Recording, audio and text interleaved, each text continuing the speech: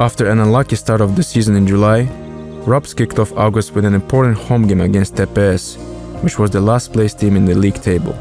TPS coach and former English Premier League player Jonathan Johansson decided to come to Rovaniemi despite being under self-quarantine. This quarantine was recommended but not legally binding. Johansson's decision upset some people in Rovaniemi, which had so far been spared the worst of the pandemic. No, meille viestittiin siitä, että Johansson on tullut edellisviikonloppuna Suomeen ja Skotlantihan on karanteenimaa ja sitten, että hän on tänne päin tulossa ja että miten se on mahdollista, alettiin meiltä päin kyselee ja sitten lähdettiin sitä selvittää ja jos pelaajia tulee, niin kun on tiukat on nämä karanteeniohjeet, että ei saa olla joukkueen kanssa missään tekemisissä ja näin. Ja sitten kun tuleekin nimekäs valmentaja Suomeen, niin oikein kukaan ota kantaa ja vähän niin kuin pelisäännöt on erilaiset. Johanssonilla ei ole stadionin sisältöllä mitään asiaa. Että meidän pitää tietenkin noudattaa niitä koronaohjeita, mitkä on THL:ltä ja Avilta tullut. Ja infektioylilääkäri Pruaksen kanssa ollaan juteltu kanssa asiasta ja hänelläkin oli selkeä mielipide. Hän taisi mainita näin, että ei hän ole tiennytkään, että jalkapallovalmentajan ammatti on niin tärkeää, että pitää matkustaa tänne, vaikka on selvät ohjeistukset päällä. No mehän voidaan tarjota sille Robsin kasvumaskia ja se käyttää sitä sitten otteluaikana.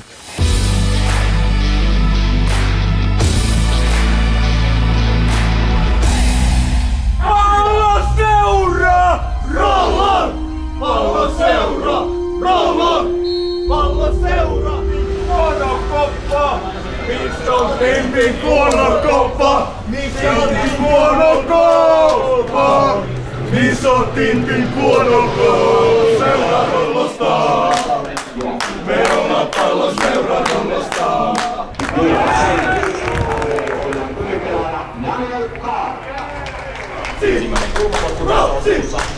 Rotsi!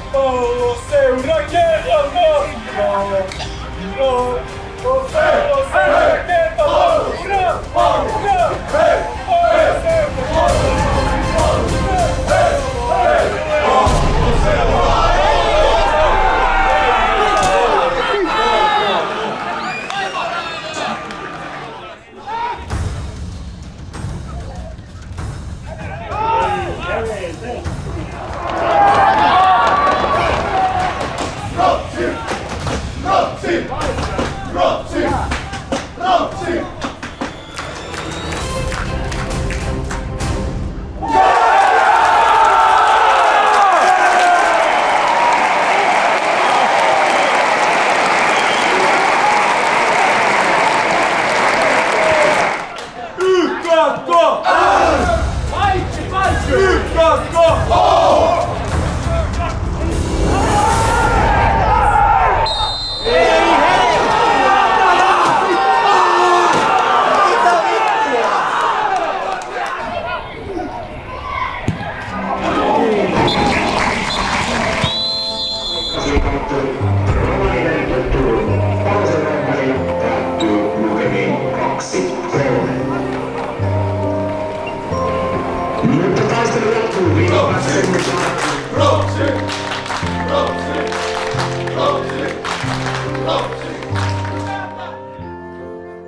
No voit varmaan arvata, mitkä on tunnelmat.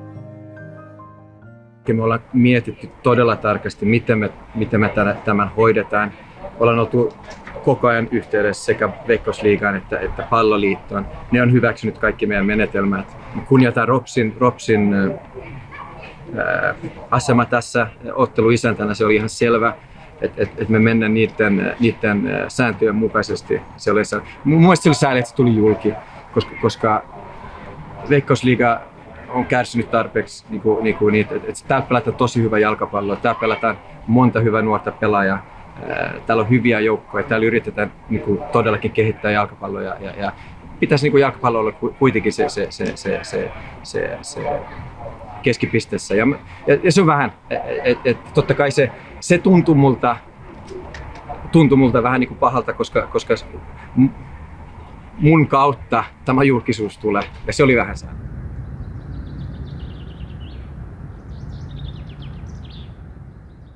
On tullut valvottuja öitä aika paljon ja näiden haasteiden kanssa. Ja se on sitten sellainen asia, että mihin ei valmentajana aina voi vaikuttaa. Niin kuin sitten ei myöskään aina voi vaikuttaa siihen lopputulokseenkaan ja tällaiseen niin kuin kilpailukykyyn valmentajana ei voi aina sitten vaikuttaa. Niissä on takana sitten monia muitakin asioita. Niitä pelaajia ei aina saa mitä haluaa ja joukkueesta ei tule heti sellainen kuin haluaa. Ja jos me puhutaan pelitavasta ja siitä just niistä voimasuhteista verrattuna muihin, niin se on pitkä tie. Pelejä on liian tiuhaan, liian paljon. Nämä isot seurat ja joukkueet, joilla on laaja pelaajamateriaali, niin nehän on tietysti etulyöntiasemassa.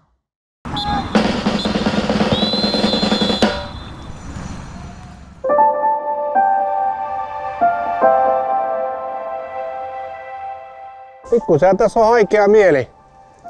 Täällä ne on pelit jatkunut pitkin kesää, mutta itse en ole sitten heinäkuun alun jälkeen päässyt paikalle ollenkaan.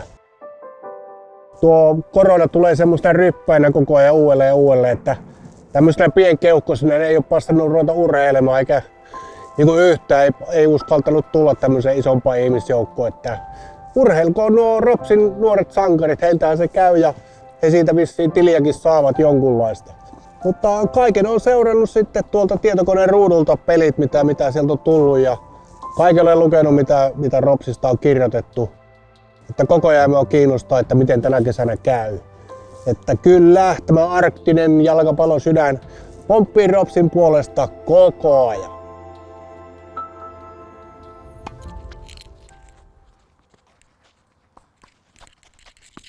Tunnelma on vähän semmoinen jännittynyt pakostakin, että kun on niin realistista nyt se, että meillä on taistelu tuosta tippumisesta.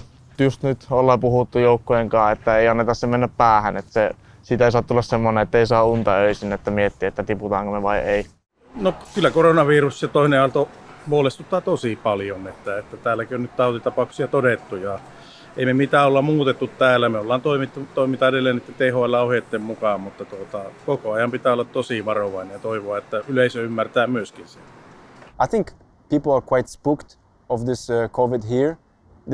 People in the town know each other quite well, so it's like a close community. So they know that COVID should come probably from someone outside of the town. So they're looking at you like if you're an outsider, a foreigner or someone from outside, they can recognize that. So now with this COVID coming back, they feel like maybe that guy has this or that guy have it. So even yesterday I was in the store and the lady told me, hey, keep your distance. You see the separation is like 2-3 meters, in Finnish. And she was really upset. I said, I'm sorry. She's like, yo, just back off. I didn't even fight it because she was right. That's the rules.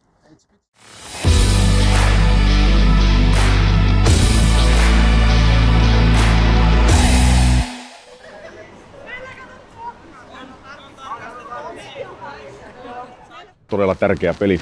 Tuossa kokoonpano näyttää nyt on paras tälle kaudelle, mitä Rops on saanut jälkeelle. Että tässä on hyvät mahdollisuudet avata voittotili. Veikkausliigassa tänään vastakkain. 3-1 Rops voittaa.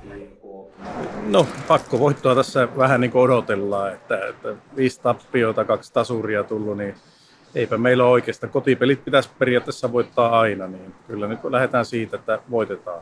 Nyt on kapteeni Muinonen kentällä ja sitten Siskaratse on kentällä, että sillä on 2 kokenutta pelaajaa.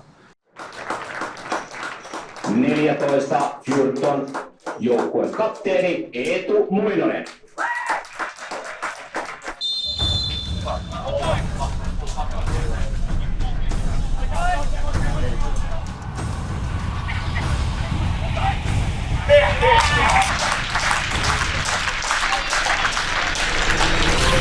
On aika hyvä. Yes!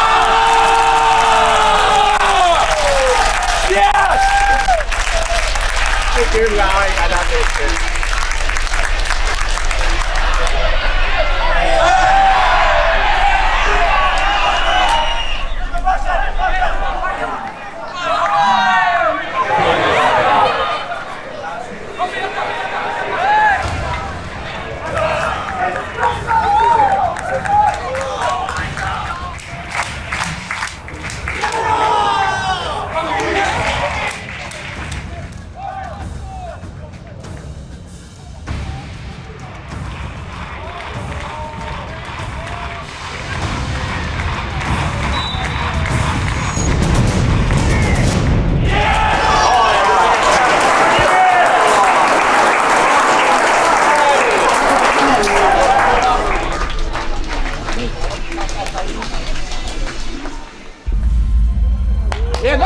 Nosta!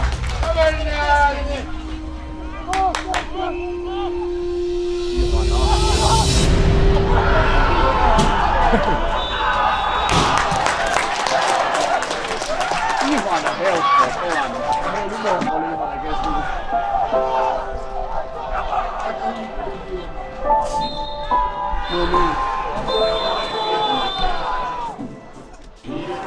Ei ole mitään sanottavaa. Nyt nyppii piste. Eihän tää ole jollain enää todellista. Pelataan kauan paras peli ja sitten 2 pientä virhettä ja sitten viimeisellä minuutilla, niin kyllähän tää niinku syö niinku miestä ja joukkuetta niinku tosi paljon, mutta ei me luovuteta. Tää ei ole mikään Sunderland. Pelattiin paras peli, mutta ei sitten kokonaisuus riittää. Voittaahan se olisi pitänyt. Meidän on pakko vaan jatkaa työn tekemistä ja luottaa siihen, että se tulos tulee. Että mulla on jotenkin iso luotto vielä tähän joukkueeseen, että tässä on paljon enemmän potentiaalia, mitä tulokset antaa tällä hetkellä ymmärtää.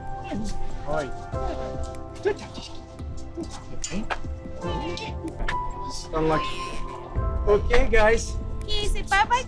Coming soon. Disappointing, you know. Now my kid is crying. You had a nice goal though, huh? Yeah, that doesn't matter. We just need to take baby steps now to get ourselves out of this slump. I think we have all the skills and will to do it. It's just bad luck. So we have to stay together.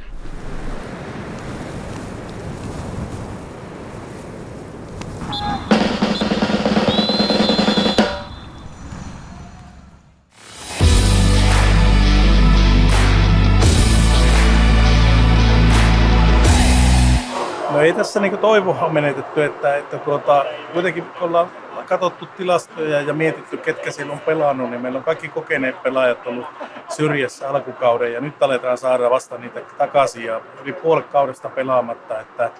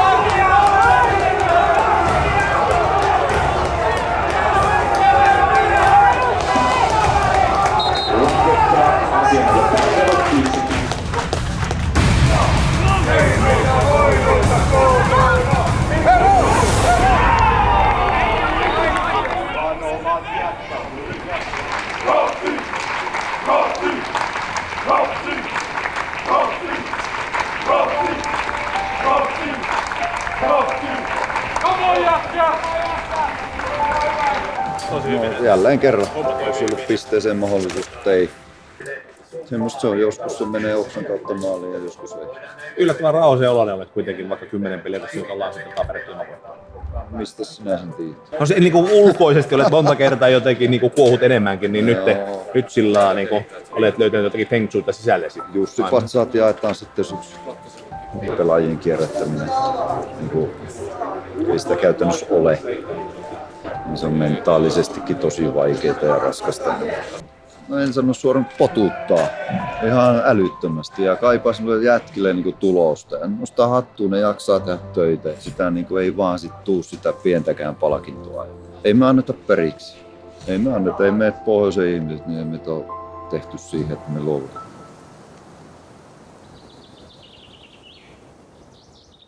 In sports, participation is the most important thing.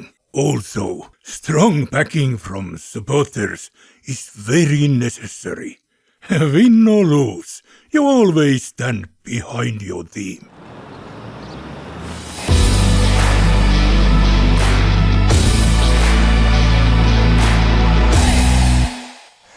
No, lippuja on mennyt ihan hyvin, mutta tietenkin oltaisiin oletettu, että me oltaisiin saatu kaikki menemään jo tässä vaiheessa, että jonkun verran niitä on myytävänä ja loput jää portille sitten. Me saatiin uusi erä, mutta maskeja, että se ensimmäinen erä oli vähän semmoinen niin kuin testierä, että vaikea sanoa, että miten kannattajat otti sen vastaan, mutta ne myytiin loppuun ja nyt saatiin onneksi pikatoimituksena lisää vähän erilainen malli. Samalla tavalla kun teatterikin operoi tunteissa ja tunteiden voimalla, niin kyllähän jalkapallo ainakin mulle, niin tämä on niinku tunteiden maalima ja tunteiden tataami, että täällä pystyy tuntemaan iloa ja surua ja riemua ja kauhuakin joskus ja pettymystä, jopa vihaakin joskus.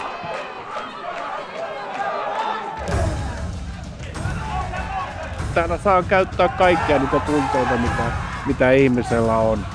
Ja jalkapallopelihän sehän on aina niin kuin näytelmä. Se on toisaalta sit on harjoiteltu etukäteen, jengit harjoittelee, mutta sitten siinä on koko ajan kuitenkin semmoinen täysin sattuma-elementti, mikä on myös teatterissa, koska se tapahtuu tässä ja nyt.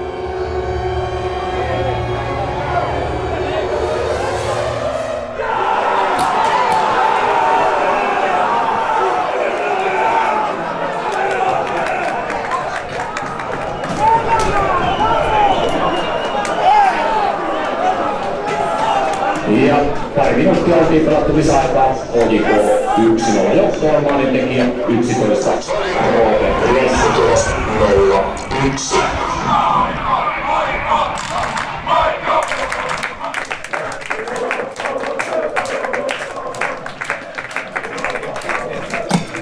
Vesa Taureeneen. Ketuttaa. Kuinka asteikolla 900 000 vai miljoonaa? No ketuttaa. Ei semmoinen.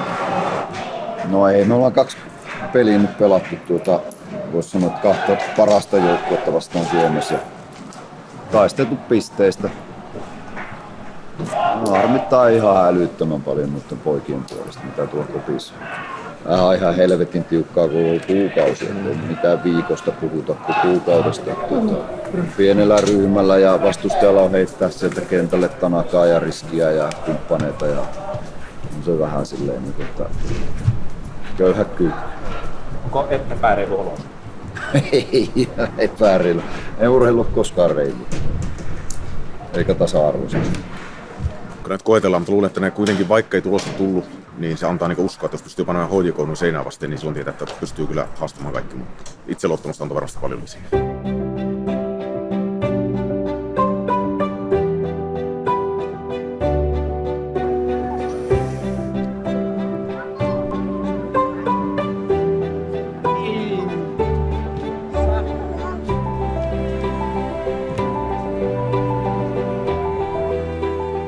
Nyt ollaan joulupukin kammarin edessä ja joulupukki on tavattavissa täällä joka ikinen päivä.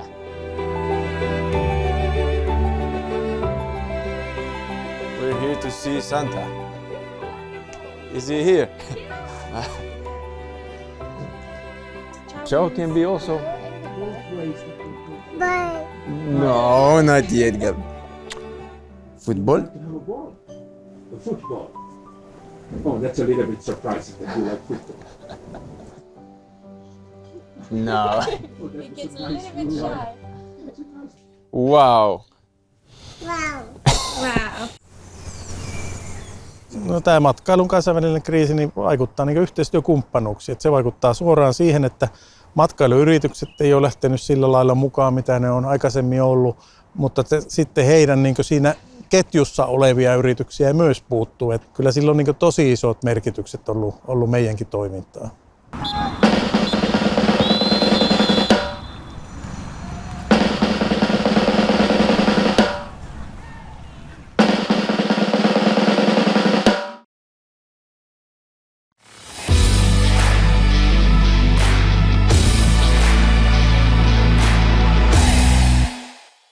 Veikkausliigassa Rovaniemen Palloseura saa tänään vastaansa FC Hongan Espoosta.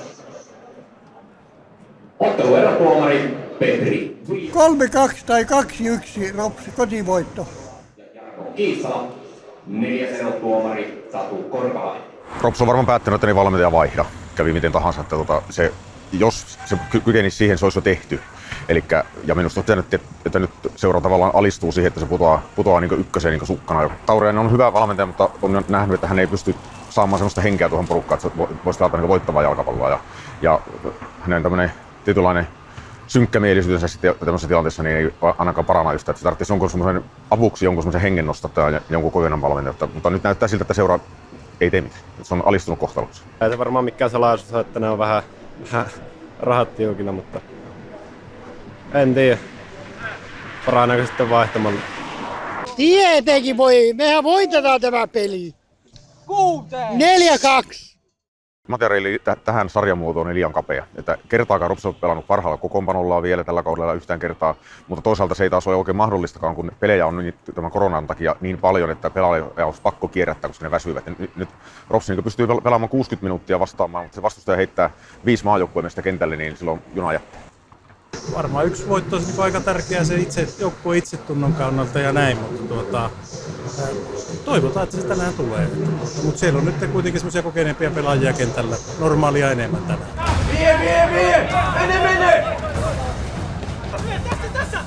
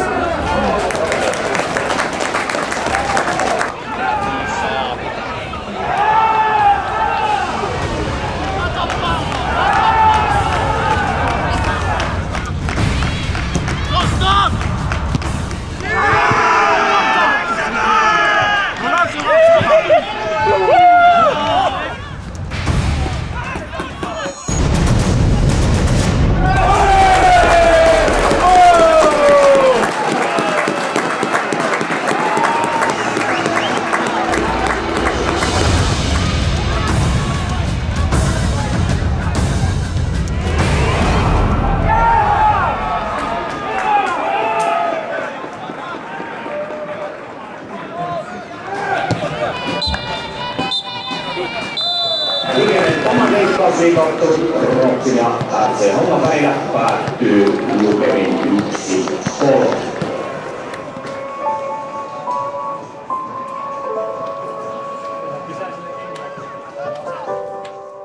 Nyt saatiin Porre Junes kentälle, niin peliin tuli heti paljon järkeä, mutta sitten taas nämä pienet virheet koostuu. Pitkä tauko takana, mutta kyllä tässä tietää oma roolinsa. Ei ole paljon pystynyt tuota kuormitusta tasaamaan. Nämä on tietysti vähän eri nämä isot laajalla materiaalilla olevat joukkueet, ne pystyy vaihtelemaan ja taso ei sitten pelaajien välillä paljon vaihtele. On September 15th, on a beautiful autumn day, the management of Rops announced a new head coach, Mikko Manila. He came to Rovaniemi from Klubi 04, the reserve team of Helsinki's best football team. Siinä tietenkin yritettiin pitkään sitä, että kun meillä on ollut paljon loukkaantumisia ja ei olla oikein ykkösrostarilla päästy, että jos se lähtisi kääntymään, kun kokeneempia pelaajia tulee takaisin niin riviin, mutta ei se niin kääntynyt ja sitten niin kyllä Vesseläkin oli jo niin sanotusti väsy päällä, että ei hänelläkään enää ollut sitä täyttä iskua ja siinä se oikeastaan oli, että pakkohan tässä niin jotenkin on reagoida, aika selvä ratkaisuhan se oli. No, sehän oli mulle kyllä aikamoinen yllätys, että sitä Vesse lähti pois. Musta se oli minun ensimmäiset fiilikset oli, että mä olin kyllä aika murheellinen siitä, että Vesse kerkesi olla 8 kuukautta. Ja ainahan puhutaan siitä, että homman pitäisi olla hyvin pitkäjänteistä ja uusi valmentaja tulee, niin sille pitäisi antaa mahdollisuus kehittää sitä touhua monta vuotta, eikä niin, että sen pakko olisi tehdä tulosta jossain puolessa vuodessa tai 8 kuukaudessa. Ja näin sitä puhuttiin, kun Vessäkin tuli, että nyt se saa ajaa kaikessa rauhassa omaa systeemiä sisään.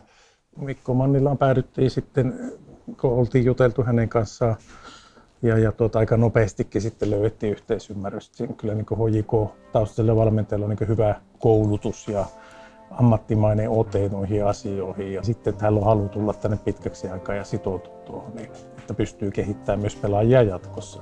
Sitten kun kuulin ja luin, että tämmöinen tulee kuin Mikko Mannila Helsingistä ja nimenomaan siitä klubiorganisaatiosta, niin sehän nyt tuntui ihan hyvältä, että jep, kyllä, että varmasti on taitava jätkä. Ja sitten mitä sitten lueskeli, että ymmärsin, että se on kanssa tämmöinen hyvin niin kuin tämmöisen positiivisen kautta valmentava. Tämä oli hyvä valinta, moderni pallohallintavalmentaja. Tietenkään ei ole kokemusta päävalmentajana vielä, mutta tästä on hyvä, että hänen aloittaa pitkä 3 vuoden projekti, niin se myös kertoo, että seuraavalla on tulevaisuutta jatkunut, vaikka se putoaisikin.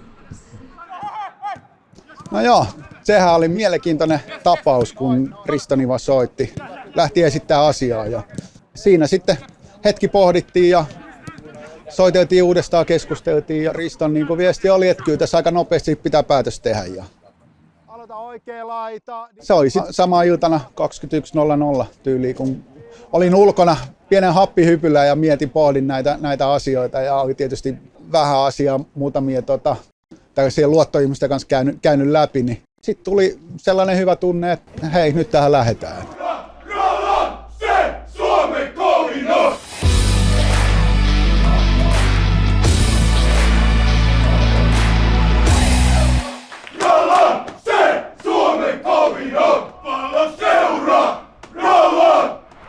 Sinisellä sydämellä voitto.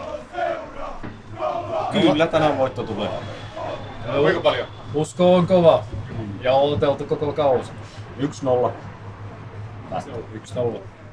Uusi valmentaja oli hieno valinta, koska ei ollut muuta vaihtoehtoa kuin saada käännös aikaan tässä tappiosumassa ja näyttää, että Mikko on saanut positiivista aikaiseksi. KuPSilla on vielä hyvä olo viime toissapäivän pelistä ja osittain hapoilla ovat. Ja sitten tämä valmentajan vaihos, niin se olisi pitänyt kyllä tapahtua jo vähän aikaisemmin. Että pakko siihen uskoa, että tästä lähdetään nousuun.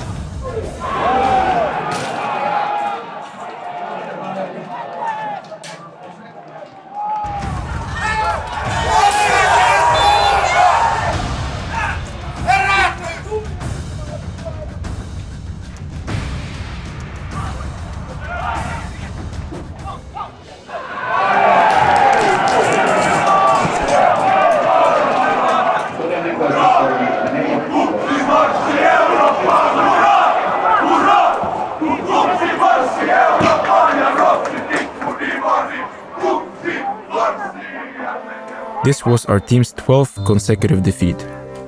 We had just broken the league's worst losing streak, previously set in 1991.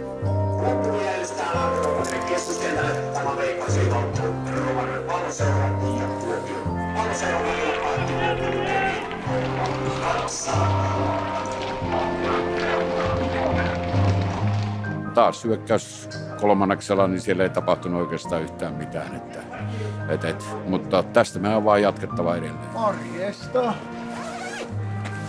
Ropsin päävalmentaja Mikko Mannila, ensimmäinen peli Ropsin peräisessä päävalmentajana.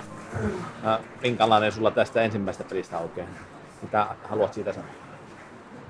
Totta kai ei voi olla millään osin tyytyväinen, kun jää luu käteen 2-0. Kupsi oli parempi.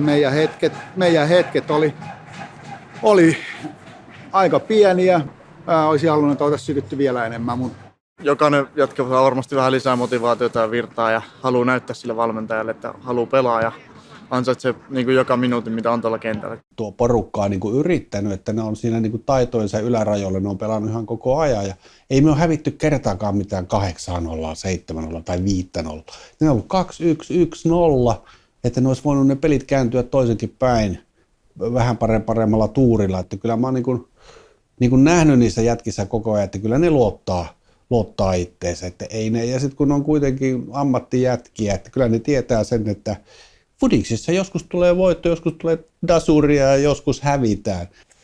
Että vaikka puottaisi nyt sitten divariinkin, niin ei se, minusta se kuitenkin se, niin se niiden ilme on ollut ihan hyvä, ihan positiivinen. Totta helkkarissa ne on saanut hirveästi kuraa ja varmasti kaupungilla kuulet ihan mitä vaan ja peleissäkin kuulet ihan mitä vaan. Että ei siinä mitään, tervetuloa Mikko Mannila.